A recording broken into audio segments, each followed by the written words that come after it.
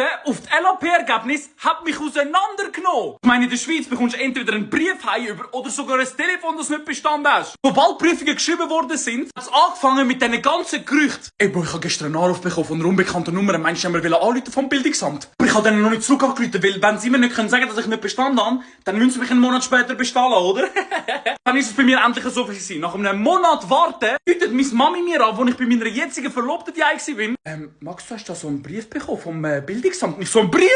Bist du sicher, Mami, einen Brief? Sie so, ja, einen Brief. Noch nie in meinem Leben bin ich so gestresst heimgefahren wie an dem Tag. Normalerweise, ich schaue YouTube, Sky, Netflix, alles Mögliche im Zug fahren. Ich habe die ganze Zugfahrt brüllt, ich schwöre. Ich habe 3 Monate in die Tonne geworfen, dann soll ich vielleicht das Zusatzjahr machen. Wie soll ich erklären, dass ich nicht bestanden habe? Dann, ich komme heim, riss die Tür auf, meine Mutter so, ist das ein Panzer oder was?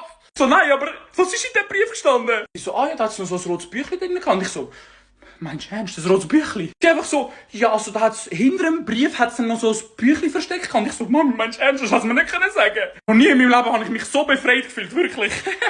Die Leute, die schon die Lehre bestanden haben, schreiben mal eure Noten da in die Kommentare, ne? Ganz ehrlich, ich bin froh mit meinem 4,9. Alles über einen 4er habe ich mitgenommen. Für alle, die noch nicht bestanden haben, schreibt mal eure Wunschnote in die Kommentare. Oder die realistische, je nachdem, was halt drinnen liegt.